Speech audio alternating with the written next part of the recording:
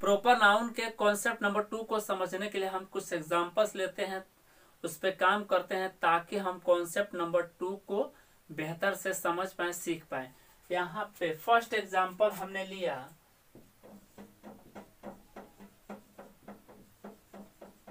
Kalidas is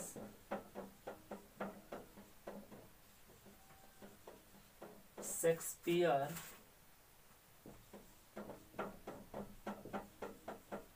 India. Second हमने लिया Kalidas is the Shakespeare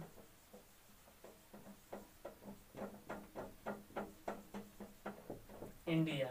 third हमने लिया Kalidas is a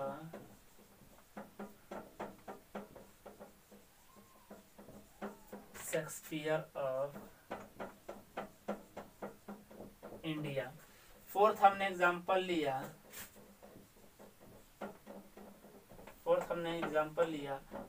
we need Gandhi ji in our politics. Fifth number हमने example लिया we need the Gandhi ji in our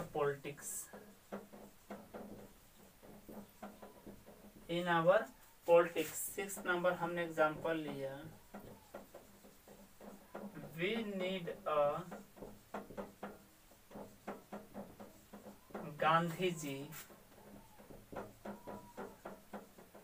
in our politics. अब आपके सामने टोटल 6 एग्जाम्पल्स लिखे हैं। यहाँ पे आपको देखकर बताना है कि आपको इसमें से कौन सा सेंटेंस आपको राइट लग रहा है और कौन सा सेंटेंस रॉन्ग लग रहा है। तो इस राइट रॉन्ग करने से पहले हम इस सेंटेंस को पढ़ते हैं, समझते हैं, तब जाकर उस पर हम काम करते हैं। फर्स्ट सेंटेंस लिखा Kalidas is Shakespeare of India. Second Kalidas is the Shakespeare of India. Third Kalidas is a Shakespeare of India. Fourth number we need Gandhi ji in our politics. Fifth number we need the Gandhi ji in our politics. Six number we need Gandhi ji in our politics. यहाँ पे 6 examples आपके सामने हैं। किसको right करूं, किसको मैं wrong करूं, ये यहाँ पे बस समझना है। आप मुझे देख कर बताओ कि यहाँ पे कौन सा राइट करूं, कौन सा रॉन्ग करूं। फर्स्ट वाला सेंटेंस कुछ बच्चों को जो राइट लग रहा होगा ये आपका रॉन्ग है और सेकंड वाला आपका राइट है। थर्ड वाला सेंटेंस आपका रॉन्ग है, फोर्थ वाला सेंटेंस भी आपका रॉन्ग है और फिफ्थ वाला सेंटेंस आपका रॉन्ग है। राइट आपका 6 नंबर सेंटेंस है। अब यहाँ पे आप गौर करेंगे, फर्स्ट वाले सेंटेंस में शेक्सपियर हमने काटा, सेकंड वाले में यहाँ पे प्रॉपर नाउन है, प्रॉपर नाउन के पहले हमने द लगाया लेकिन राइट हुआ। लेकिन यहाँ पे हमने गांधी जी भी हमारा प्रॉपर नाउन, लेकिन इसके पहले हमने द लगाया, रॉन्ग हुआ। लेकिन यहाँ पे गांधी जी के पहले ए लगाया, राइट हुआ। लेकिन यहाँ पे शेक्सपियर के पहले ए लगाया तो रॉन्ग हुआ। ऐसा क्या कॉन्सेप्ट है, क्या लॉजिक है कि हमने इसे राइट रॉन्ग किया। तो आज से आप भी उस कॉन्सेप्ट को जानिए, क्योंकि यहाँ से आपके एग्जाम में क्वेश्चन 1-2 आपके एग्जाम में पूछा ही जाता है और हर बार आपसे पूछा जाता है। तो यहाँ ये बहुत एक फेवरेट टॉपिक है, बहुत इंपॉर्टेंट एरिया है प्रॉपर नाउन। और प्रॉपर नाउन इसी तरह का क्वेश्चन देकर आपको कंफ्यूज कर एग्जामिनर हर बार करेगा। तो यहाँ पे इसके कॉन्सेप्ट को हम जानने का प्रयास करते हैं, सीखने का प्रयास करते हैं कि इसका लॉजिक क्या है, इसका कॉन्सेप्ट क्या है।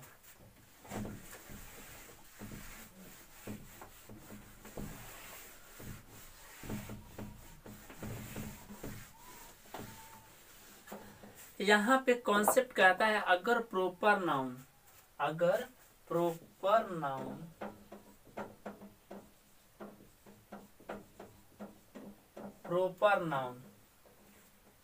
यहाँ पे ध्यान से समझने का प्रयास करेंगे। अगर proper noun nothing known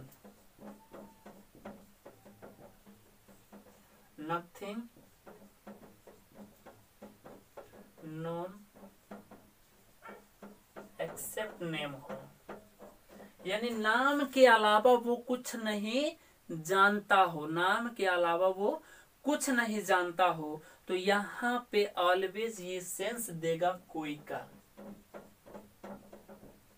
sense देगा कोई का, और इसके साथ आप ए एन या वन या फिर सम यूज कर सकते हैं, यानी यहाँ पे इज यूज्ड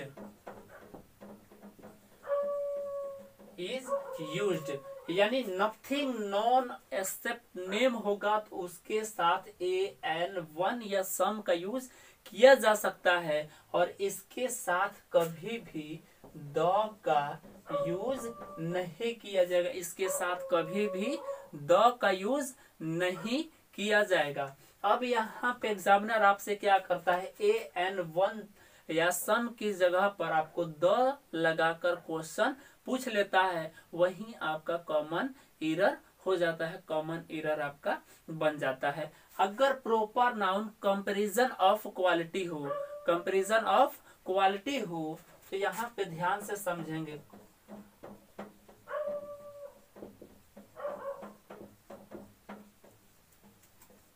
अगर प्रॉपर नाउन में कंपैरिजन ऑफ क्वालिटी हो तो इसका सेंस निकलता है के जैसा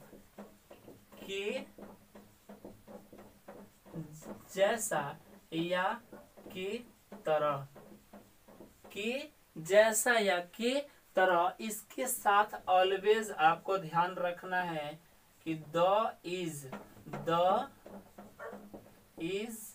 यूज्ड, इसके साथ ऑलवेज द का यूज किया जाएगा, और यहाँ पे एग्जाम में आपको ए या फिर एन लगाकर क्वेश्चन दे देता है, जो आपके लिए गलत होता है, आपके एग्जाम के लिए वहीं पे आपका कॉमन एरर बन जाता है।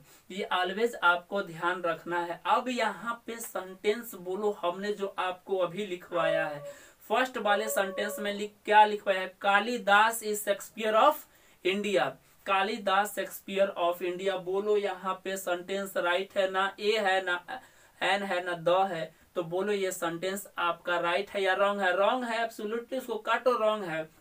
अब सेकंड सेंटेंस में हमने लिखवाया है कि Kalidas is the Shakespeare of India, Kalidas is the Shakespeare of India. अब मुझे यहाँ पे बताओ, यहाँ पे हमारे हो गए ये कालिदास, ये हमारे कालिदास, और ये हमारे शेक्सपियर, ये हमारे कालिदास हो गए, ये हमारे शेक्सपियर हो गए। बोलो इन दोनों की क्वालिटी की तुलना हो रही कि नहीं हो रही, कंपैरिजन हो रहा कि नहीं हो रहा। जब क्वालिटी एक कंपैरिजन ऑफ क्वालिटी है, क्वालिटी का जब कंपैरिजन होगा तो बोलो कौन सा राइट होगा, द वाला राइट होगा या एन वाला राइट होगा या ए वाला राइट होगा।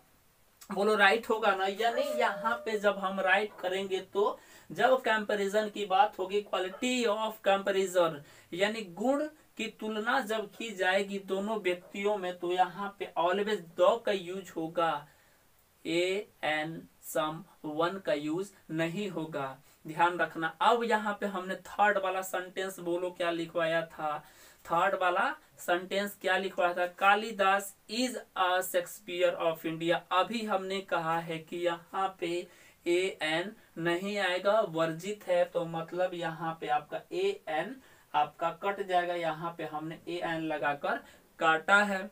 अब यहाँ पे फोर्थ सेंटेंस हमने क्या कहा है, फोर्थ सेंटेंस में कहा है, क्या लिखवाया है, we need Gandhi ji in our politics. अब यहाँ पे सेंटेंस को देखो, यहाँ पे तीनों सेंटेंस बोलो, we need Gandhi ji in our politics, we need the Gandhi ji in our politics.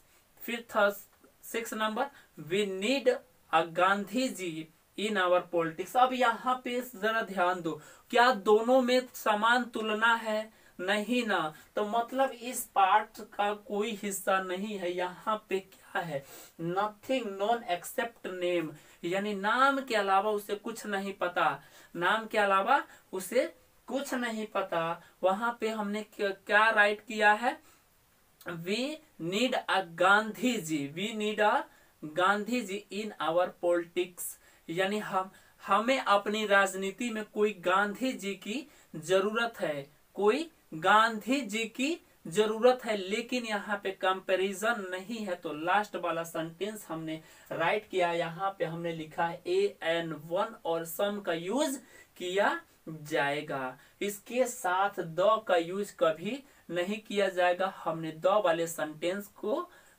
काट दिया है, यानी 5th नंबर सेंटेंस आपका रॉन्ग होगा। यही वो कॉन्सेप्ट है, यहाँ से बहुत सारे क्वेश्चन आपसे पूछे जाते हैं। इस कॉन्सेप्ट को आप लिख लें, उसके बाद फिर हम लोग आगे बढ़ने का काम करते हैं, बढ़ने का प्रयास करते हैं।